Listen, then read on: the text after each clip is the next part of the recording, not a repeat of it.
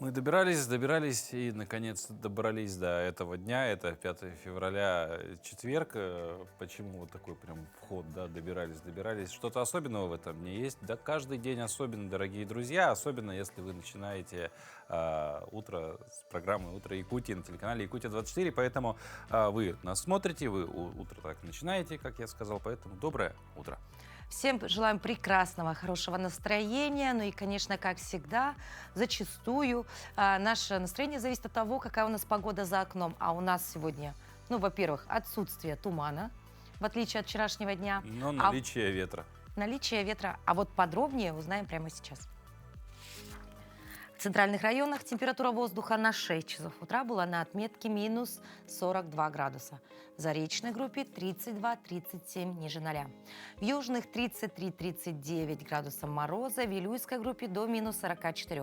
В Нижнеленских 43 со знаком минус.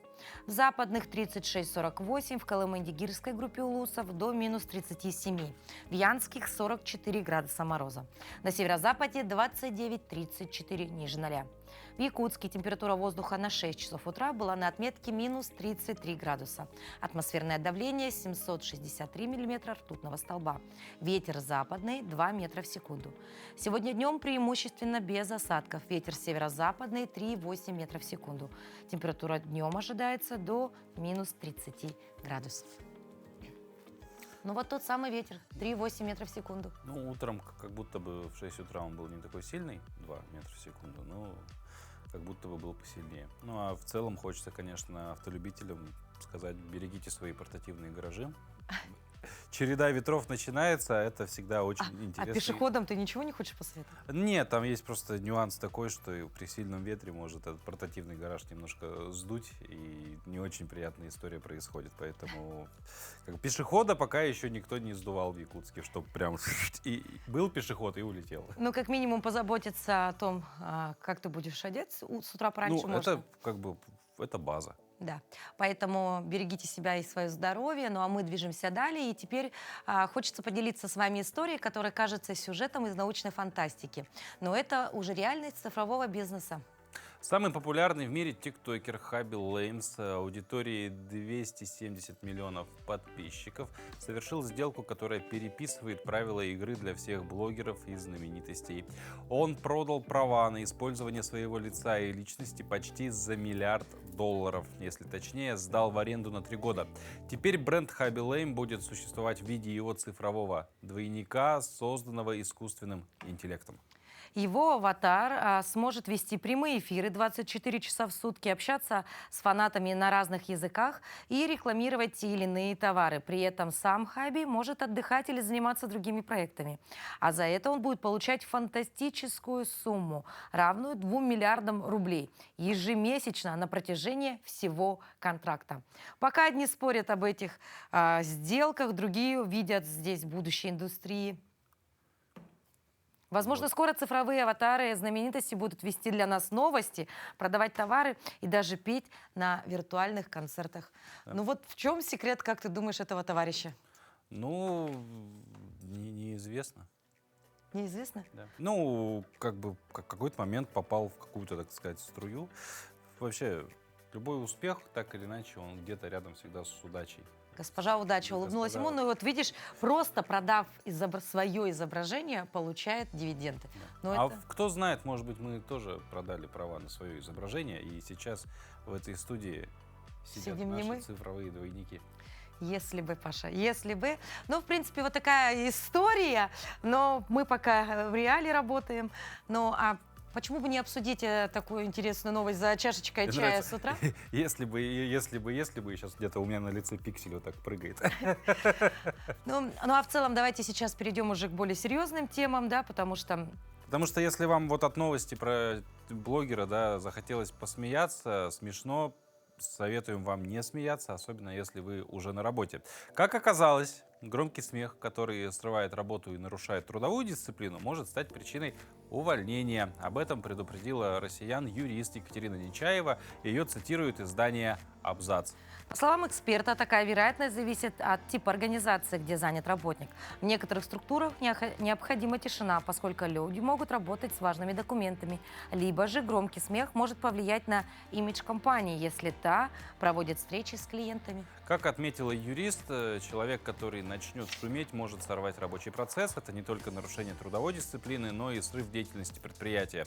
Сотруднику может быть сделано в первый раз замечание. Если он не усвоил, затем будет уже выговор и увольнение на третий раз. Вот как бы такая процедура. На самом деле ничего нового. Система сначала выговоров, предупреждений, далее увольнения. Она не нова, просто забавно, что вот за смех можно получить. Вот. А как бы что делать нам? Иногда мы здесь смеемся, но в нашем случае это не срывает рабочий процесс, а как будто бы даже и немножко наоборот. Ну, где-то наоборот говорят, нужно немножечко пошутить, посмеяться, развеять, так сказать, напряженную атмосферу. Вот мы сейчас сидели, видели, да, офисных работников. Мне кажется, вообще пятиминутку надо устраивать. И, кстати говоря, у нас был однажды специалист йога-смеха. Он, наоборот, говорит о том, что во многих крупных организациях сегодня прям вот проводят коллективные мероприятия, когда они просто сидят и смеются. Смеются, да. Не, ну тут как бы тоже надо понимать, что как бы, любой, скажем так, адекватный человек, он в контексте может понять, можно ли вот сейчас посмеяться. Тут же вопрос не про то, что пошутить, а вот ты вот, допустим, представь индивидуально, ты смотришь, какой-то контент увидел очень смешной и во всю голосину, как говорится, а-ха-ха-ха-ха-ха, вот. Ну вот ты пока можешь посидеть на эту тему, порассуждать, а я посмеюсь над тобой. Ну а мы тем временем передаем слово нашим коллегам из новостного отдела.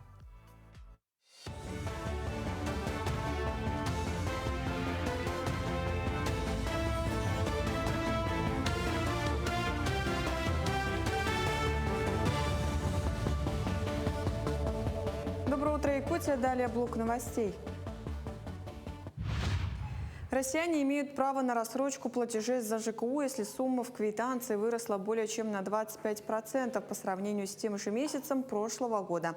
В официальном ответе Минстрой России на запрос Госдумы подчеркивается, что в таких случаях поставщик услуг обязан предоставить возможность оплаты частями.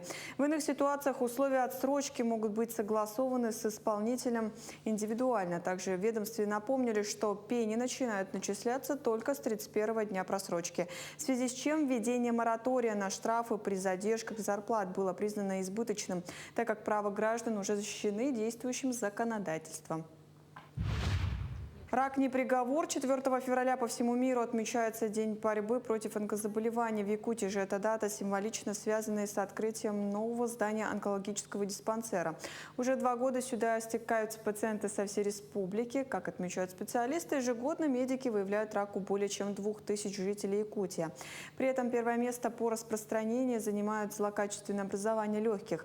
Поэтому самой базовой и эффективной профилактикой онкозаболеваний врачи считают здоровый образ жизни, правильное питание и регулярную диспансеризацию. Выявляемость увеличивается, и радует то, что выявляемость на ранних стадиях повышается ежегодно. Конечно, больше пациентов прошло через наш онкодиспансер. Больше пациентов мы обследуем, мы проводим онкоскрининги. Больше людей знают о нашем диспансере, и тем самым они обращаются к нам. Стартовал прием работ на 8-й сезон общероссийской литературной премии «Дальний Восток» имени Арсеньева. К участию приглашаются российские и зарубежные авторы, пишущие прозаические произведения на русском языке о прошлом, настоящем или будущем дальневосточного региона.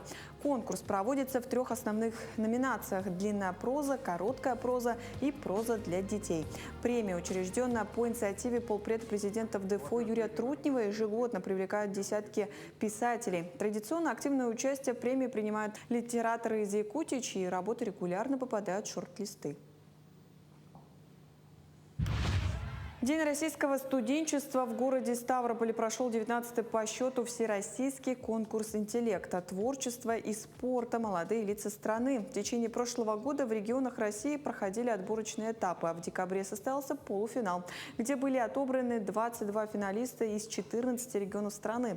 Нашу республику представили студентка 3-го курса Института физической культуры и спорта Виктория Попова и третий курсник пединститута, участник боевых действий Симон Савинов. Молодые, талантливые и успешные во всем студенты СФФУ стали лауреатами конкурса и завоевали звание лучших преподавателей студенчества ДФО. Начиная от организаторов, заканчивая участниками, ребятами, мы все там подружились, все вот просто вот на таких вот эмоциях. Сам финал прошел очень быстро. За считанные секунды как будто бы. И я получила такую колоссальную поддержку от всей республики. У меня просто телефон разрывался. То есть мы выступали вечером, а трансляция была ночью. Да, и они здесь включили на экране большом, прямо собрали зал и сидели, нас поддерживали. Но мы продолжаем наше утро. И если задуматься, вся наша жизнь, от расчета семейного бюджета до строительства космических кораблей, подчиняется точным законам и формулам. Математика – это не просто школьный предмет, это фундамент, на котором строится реальность. И чтобы лучше понять этот удивительный мир цифр и закономерностей, мы сегодня обратимся к настоящему эксперту. В нашей постоянной рубрике «Спроси учителя» на вопросы учащихся сегодня отвечает учитель с большой буквы Евгения Исаевна Михайлова, академик Российской академии образования, общественный советник Министерства образования и науки Якутии.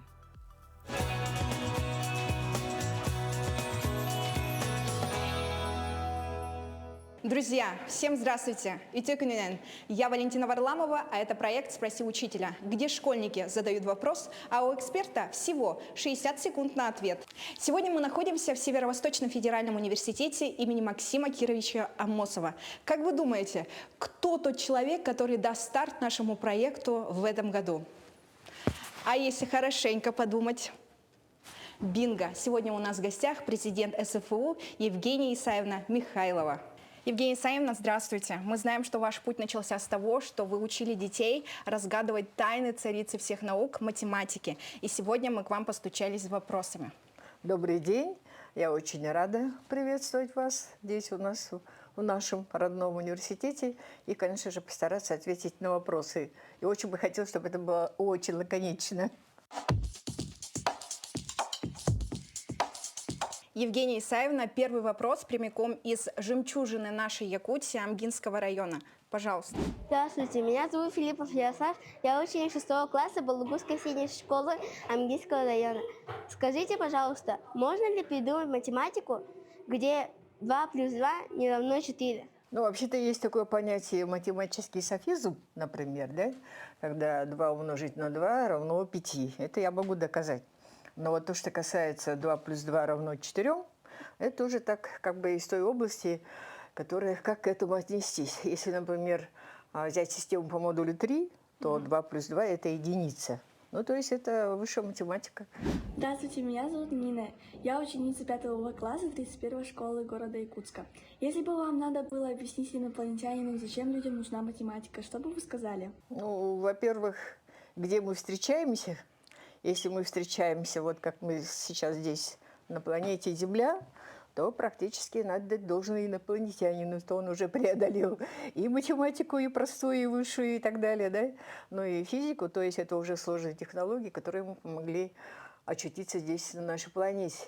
Как бы, скажем, я бы очутилась, ну не в Африке, а на какой-то планете, да, например, Венера, которая известна как планета любви. Но, тем не менее, если там есть такие существа, которые хотят узнать, что такое математика, я бы, наверное, прежде всего сказала о том, что, ну, это давно известно вообще-то со времен еще Конфуция, что математика – это такой символический язык, можно сказать, который, ну, практически помогает людям не только понимать, но и сосуществовать, например, да.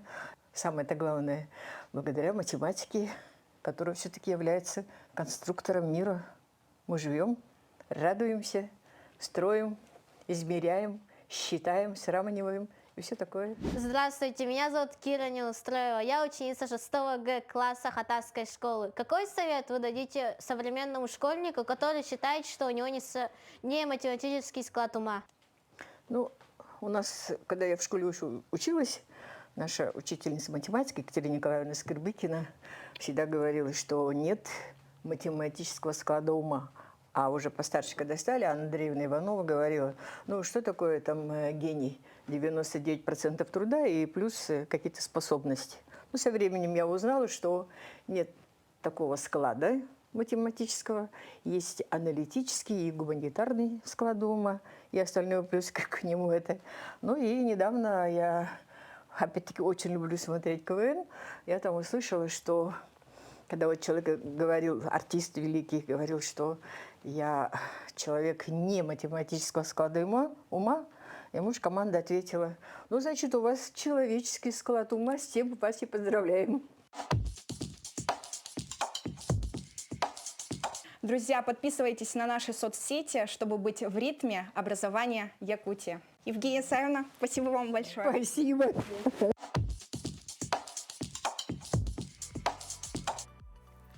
Ну а сейчас мы поговорим на очень интересную тему, которая коснется, наверное, многих из нас. Это справка о составе семьи.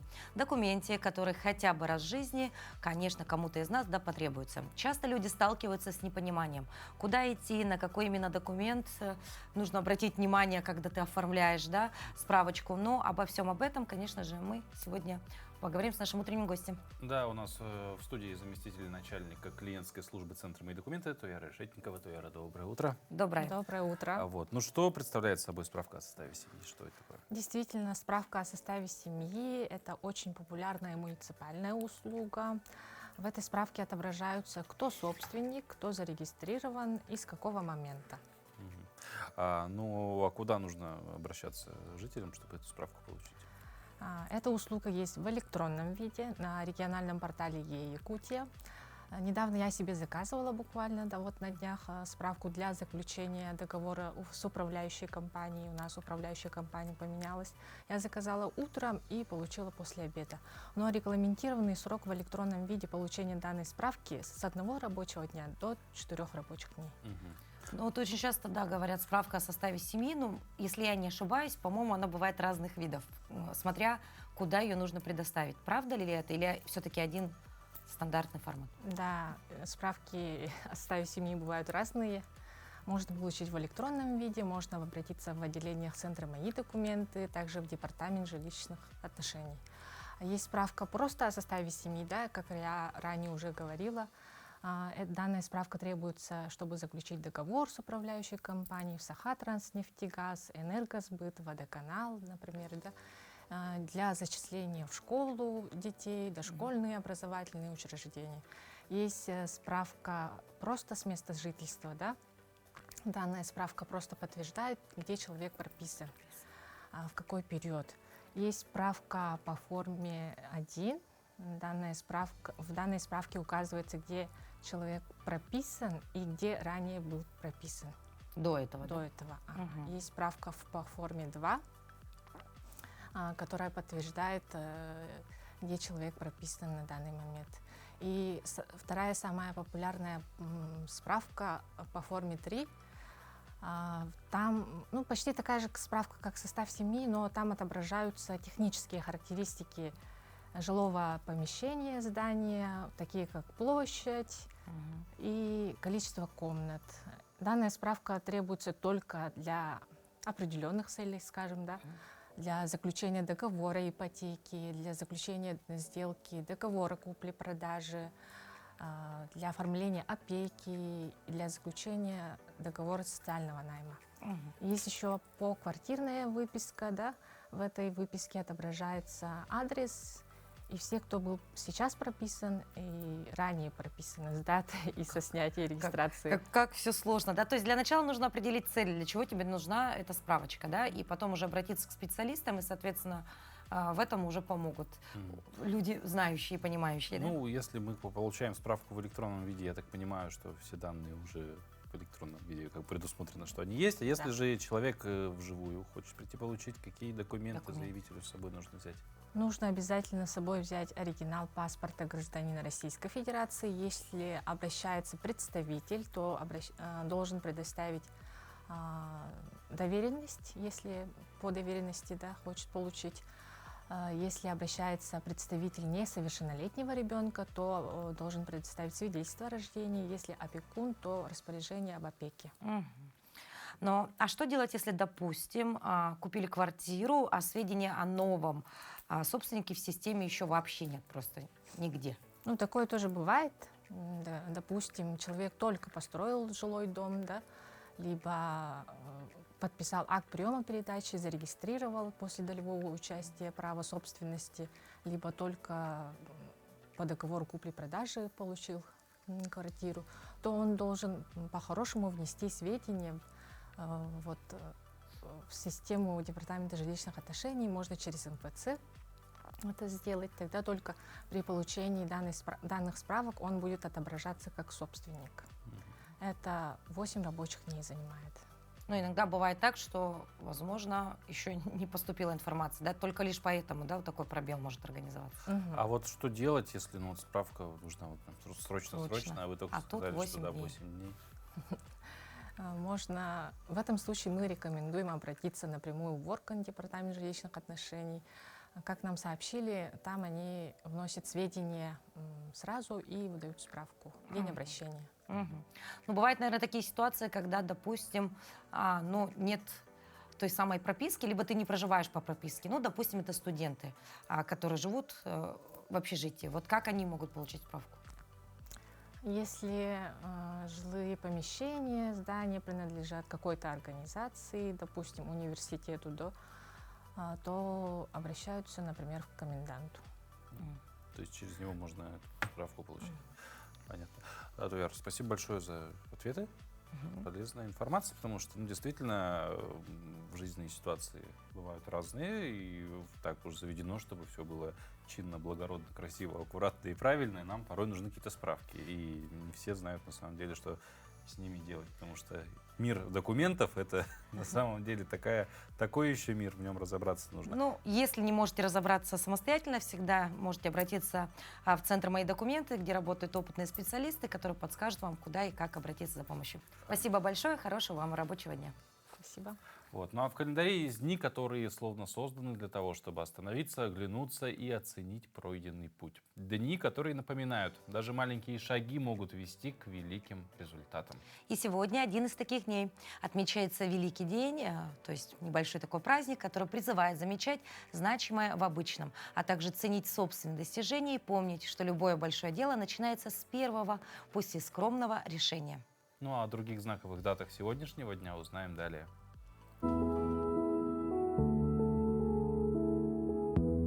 На календаре 5 февраля. Сегодня отмечают Всемирный день нутеллы.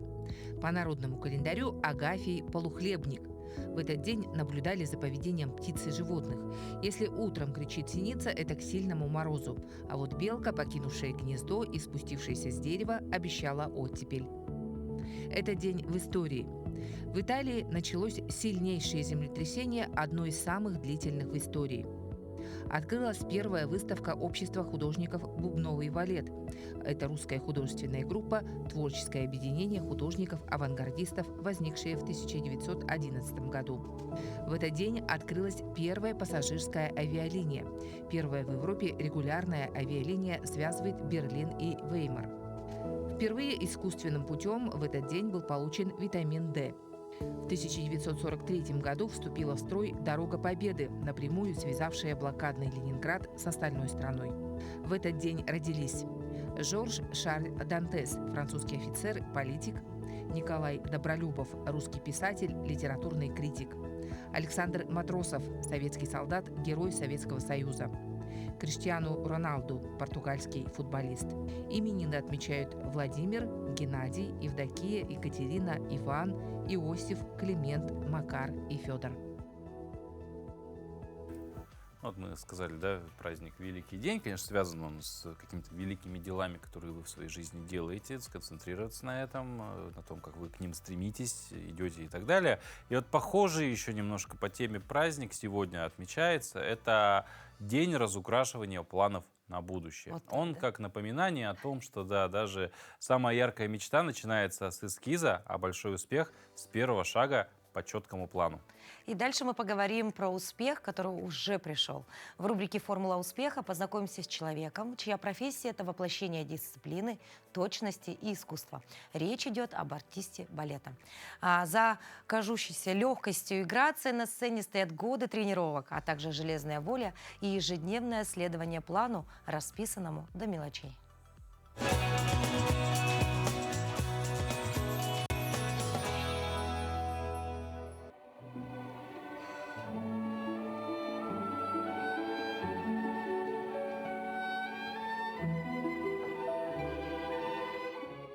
Я родился в деревне, да, так что я вообще не знал, что такое вообще балет.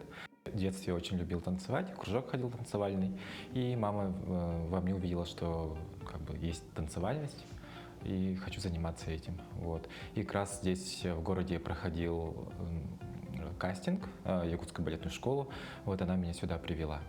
Вот. И с того момента я начал учиться. И мама отговаривала первое время, потому что она узнала, что это очень травмоопасно. Я сказал сразу, что не хочу никуда, я хочу здесь остаться и хочу танцевать, заниматься балетом.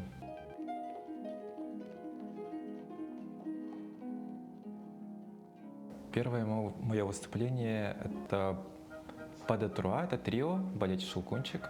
Там танцуют один мальчик и две девочки. Вот это мое самое волнительное, наверное, выступление было, потому что это уже как бы дети, они танцуют среди артистов балета здесь во время спектакля. Вот. И волнительно было, что солисты, ведущие вот, артисты, они смотрят на тебя, и это, конечно, было очень волнительно. И как бы я первый раз выходил на большую сцену.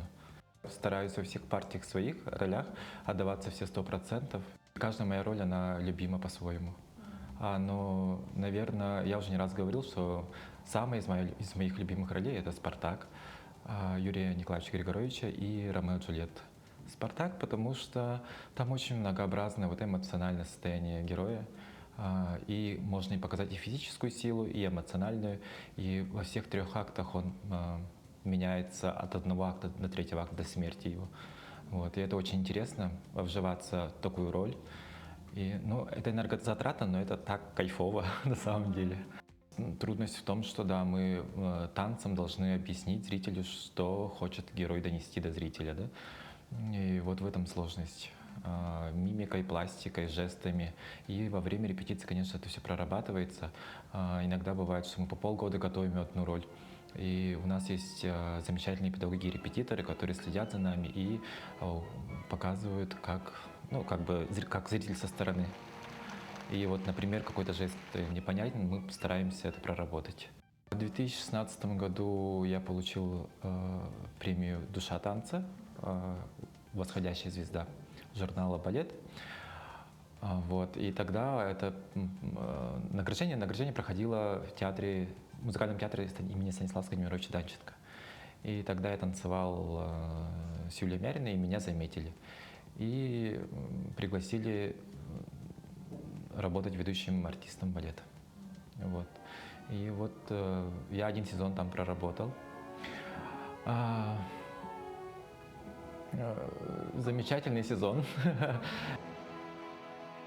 Потом что-то пошло не так, да. Эстетика, наверное, я не подходил, наверное, по эстетике, наверное, потому что там больше все высокорослые, а я среднего роста, наверное, так скажем. Но мне там понравилось, и, конечно, для меня это огромный опыт. Балетом занимает всю мою жизнь. Я с 10 лет занимаюсь балетом, 16-й сезон работаю в театре. Вот. Балет для меня — это танец, творчество, любимое дело, вот, и дисциплина. Да. Не сдаваться, все время пробовать и пробовать, потому что если даже не получается, то это все равно какой-то шаг. это дисциплина. Вот, и главное не сдаваться, творить, вдохновляться. Ну а успех часто начинается там, где пересекаются смелость и любопытство, когда человек не боится сделать шаг в неизвестное, чтобы открыть в себе то, о чем даже не подозревал. История студента-юриста Кристофа Кинга – яркое тому подтверждение. Приехав из солнечного Камеруна в суровую Якутию за дипломом, он не только освоился в новом краю, но и стал настоящей музыкальной сенсацией. Его исполнение знаменитой песни «Сагерем» на якутском языке покорило и интернет, и залы по всей республике. Кристоф Кинг прилетел в Якутск осенью 2023 года, чтобы получить степень магистра юриспруденции. Владея 3 языками и совмещая учебу с работой, Кристоф и не думал, что скоро начнет осваивать и 4-й язык – якутский. А началось все с песни «Сагерем» Виталия Очирова. Мелодия и энергия артиста покорили студента, хотя слов песни он тогда не разбирал. Это вдохновило его на смелый шаг – выучить и исполнить эту композицию самостоятельно.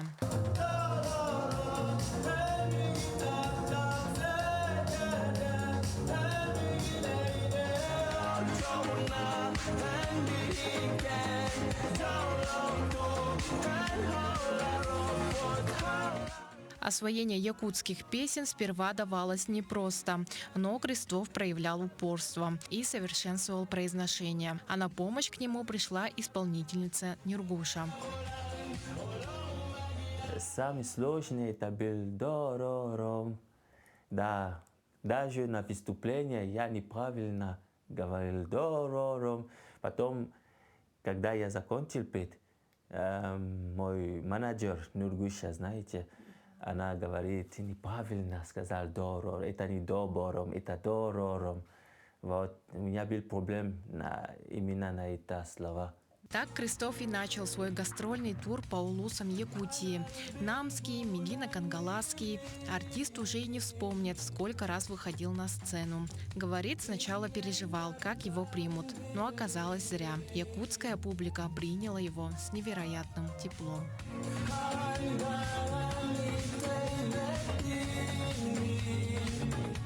Я переживал.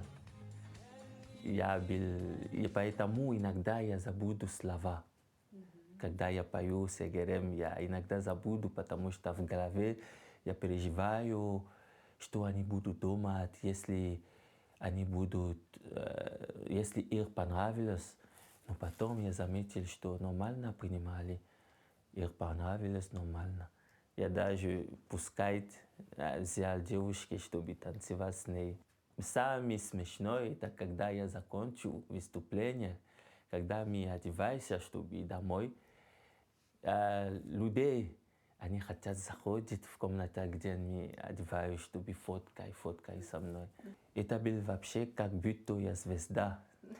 Видеозаписи с концертов Кристофа взорвали интернет. Оценил кавер и сам автор песни, опубликовав его на своей странице. Однако главной причиной успеха стала удивительная душевность его исполнения. Кажется, будто Кристоф не просто поет, а проживает каждую строчку всей душой. Как признается сам артист, в якутской музыке и в целом в якутском народе его привлекает именно эта искренность. Когда я слушаю якутские песни, я себя чувствую как в лесу.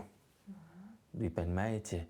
Это эмоционально, очень особенно ила гитара. Вот эта песня трогала мое сердце. Ила гитара Варьяла Раюнова. Впереди у артиста большие планы. Запись новых якутских песен, в том числе и собственного сочинения. И, конечно же, концерты, где он сможет снова встретиться со своей благодарной публикой. Илана Захарова, Владимир Павлов, Якутск.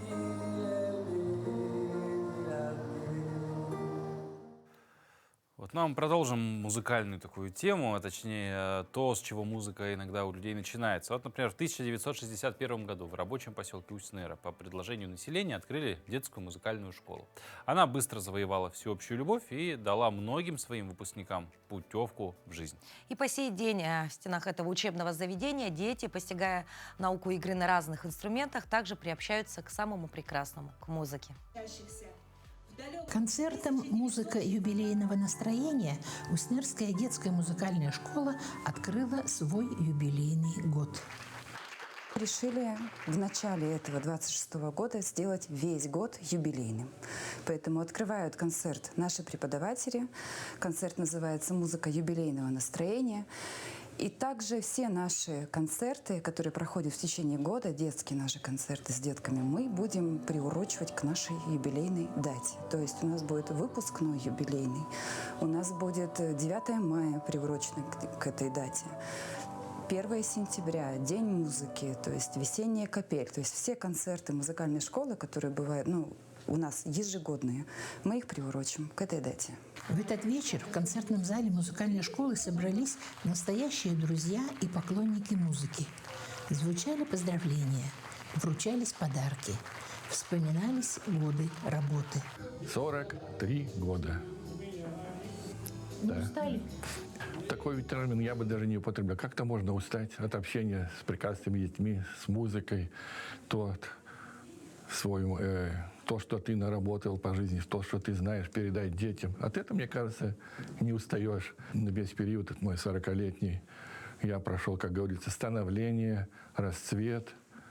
Наши 90-е лихие годы — это годы, как можно даже смело сказать, упадка. Самый лучший период, конечно, это 70-е, 80-е годы. Музыкальное образование считалось на уровне даже, а может быть и в каких-то случаях и престижнее некоторых общеобразовательных предметов. Вот. И музыкальную школу, если вы тоже помните, образовывались даже очереди. У меня 2 детей, старшая и младшая. Девочки отучились здесь. Одна старшая по классу фортепиано, другая младшая по классу флейты. Получили образование в музыкальной школе. Вообще музыка это жизнь определенная. Это часть жизни, которая дает, вы знаете, как в песне поется, крылья за спиной. А потом начался концерт. На сцене педагоги и старшие ученики. Иногда вместе. И музыка.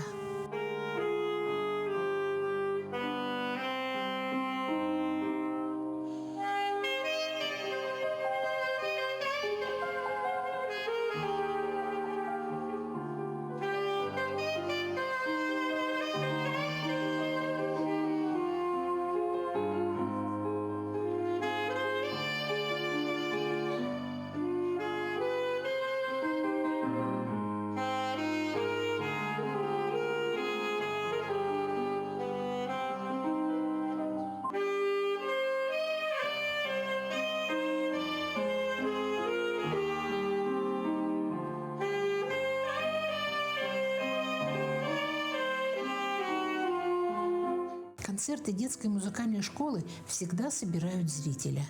Где еще, как не на этой сцене, можно услышать арию или профессиональное исполнение классической музыки? И пусть музыка звучит вечно.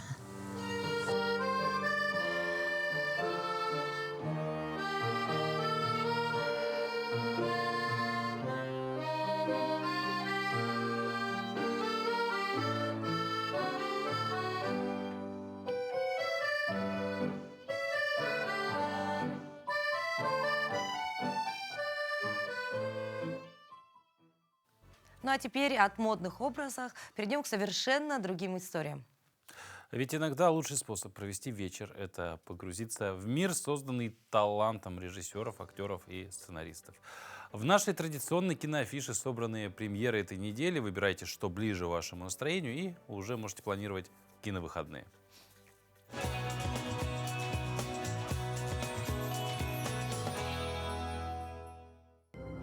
Смотрите в кинотеатре «Центральный» с этого четверга. Это высокоточное, безотказное оружие. Он был одним из лучших элитных оперативников. Новый экшн-триллер «Убежище», главную роль в котором исполнил Джейсон Стэтхэм. Постановщиком картины выступил Рик Роман Во, знакомый зрителям по проектам «Падение ангела» и «Гренландия». В «Убежище» он вновь обращается к теме выживания в экстремальных условиях. Тебе сказать так трудно? Не приходи сюда больше. В центре сюжета одинокий островитянин, который долгие годы скрывался от собственного прошлого, выбрав добровольное изгнание вдали от цивилизации. Его размеренная жизнь рушится, когда во время мощного шторма он спасает маленькую девочку. Вскоре герой понимает, что ребенок является целью неизвестных преследователей. Теперь им предстоят бегство сквозь стихию и отчаянная борьба за жизнь. Некому отвечать. Стэтхэм предстает в «Убежище» в привычном для себя амплуа сильного, но внутренне сломленного героя. Компанию актеру на экране составили Наоми Аки, Дэниел Мейс и номинант на премии «Оскар» и «Золотой глобус» Билл Найи. Полить из всех стволов. Они тебя арестуют? Полиция, я не боюсь. А насчет этих? Я нарушил единственный закон, который они чтут. Держи, одна рука сюда, вторая сюда. Уж если взяла оружие, не вздумай стрелять из страха. Брось пушку, пожалуйста.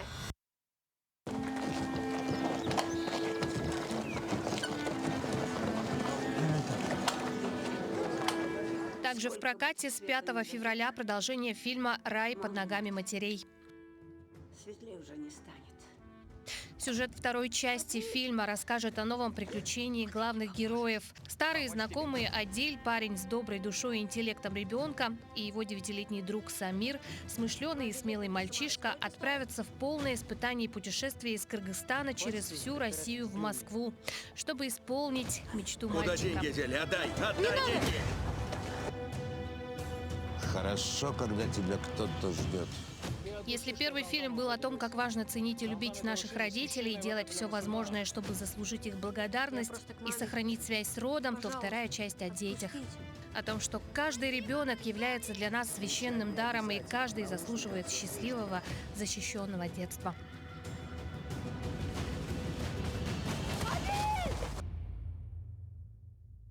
Ты меня тоже извини, там, грубо сказал, назвал ненормальным. Это мы ненормальные. Блогустар бар оператор надо был, документ. Также кинотеатр «Центральный» приглашает на праздник сенокоса.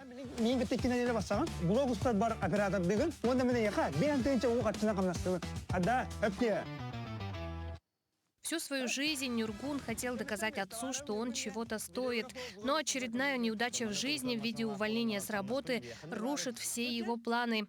И вот, казалось бы, пришло время признать свою ничтожность и опустить руки, но по воле судьбы к нему объявляется его старый друг Сарел и убеждает Нюргуна поехать с ним в деревню и помочь с контентом во время его участия в турнире по сенокосу. Приехав в деревню, Нюргун узнает, что этот турнир очень важный и серьезный, так как от его исхода зависит судьба целой деревни. Все бы ничего, но во время подготовки Сарел получает травму и уже не может участвовать. И заменить его некому, кроме как нашему герою.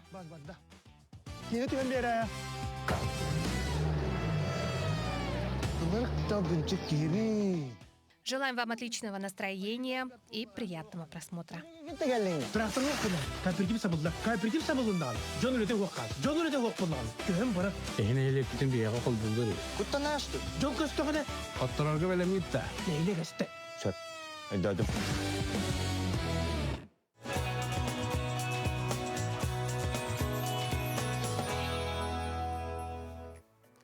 Ну, от новостей в кинематографе перейдем к новостям, которые касаются каждого из нас.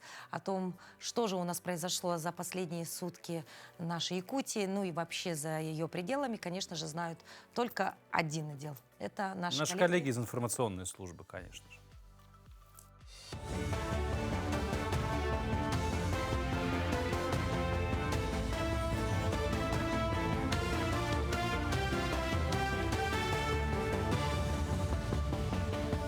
Мы продолжаем говорить о самых заметных событиях этого утра. С 2027 года каждое новое рабочее место в Арктике и на Дальнем Востоке обеспечит появление до 14 вакансий в смежных отраслях в других регионах страны. К такому выводу пришли ученые с ПБУ, разработавшие модель прогнозирования кадрового состава для освоения морских месторождений. На данный момент потребность арктической зоны составляет около 20-25 тысяч специалистов. При этом доход от участия промышленных предприятий в таких проектах может вдвое превысить прямую выручку от продажи сырья. В Верхневилюйске прошла научно-практическая сессия, посвященная созданию муниципальной модели здорового питания ко Дню российской науки. Ведущие эксперты, включая главного диетолога Минздрава Якутии и научных сотрудников, обсудили план внедрения регионального рациона, основанного на научных данных и культурных традициях питания на 2026-2027 годы. В рамках мероприятия работала выставка местных производителей и лучших школьных столовых. Особое внимание привлекла площадка Верхневилюйской центральной больницы, победителя всероссийского конкурса Минздрава России «Грудное модное», где был представлен индивидуальный банк грудного молока. Подписали соглашение между Федеральным исследовательским центром, Якутский научный центр Сибирского отделения Российской академии наук и с главой муниципального образования Верхневилюйский УЛУС. На основании нашего соглашения реализовать план, который будет как дорожная карта, которая будет направлена на укрепление здоровья и сбережения, на потребление продуктов, которые будут влиять на человеческий организм. Традиции народа Саха на бумаге и воочию в столице республики презентовали собрание избранных трудов Андрея Савина, ученого, внесшего огромный вклад в развитие этнографии Якутии. Всю жизнь Андрей Андреевич посвятил изучению и описанию уклада жизни северян. В книгу вошли 3 монографии фольклориста о пищевых привычках и гончарном деле якутов, а также материалы северной экспедиции Савина. Для удобства читателя текст проиллюстрировали и представлен на 2 языках. Погрузиться в якутскую культуру на презентации можно было не только при помощи книги. Земляки ученого из Балтакинского наслега подготовили стол с традиционной пищей, а Чурапчинский музей, который ранее возглавлял Андрей Андреевич, представил выставку керамических изделий. Туда содержатся 3 книги «Пища якутов» для развития земледелия, «Верхоянские якуты» по материалам северной экспедиции, а также «Гончарное ремесло якутов». Это не только переиздание, а еще и с дополнениями, потому что верхоянские якуты были переведены на русский язык, а также полностью был переработан еще и иллюстративный материал, поэтому уже туда вошли новые фотографии.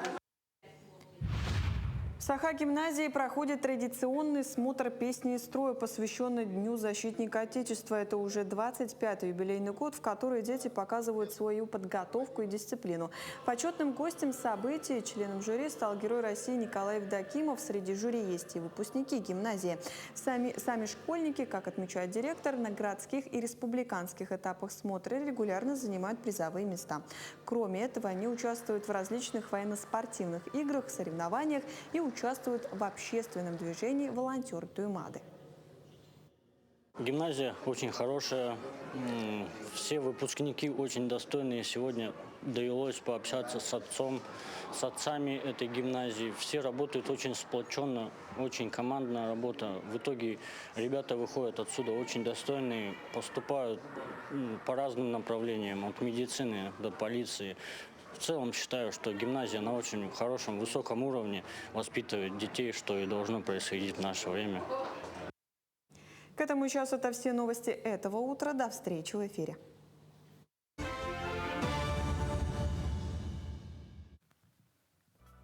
Мы часто говорим о культуре и традициях, но как сохранить то, что нельзя потрогать руками, такое наследие, как язык, обряды, песни, особое восприятие мира. Как же все это сохранить и вообще кто этим занимается? Как раз об этом мы поговорим с нашим следующим гостем. Это человек с уникальной профессией. Он словно путешественник во времени и пространстве, но его маршруты пролегают не по картам, а по живой памяти нашего северного края.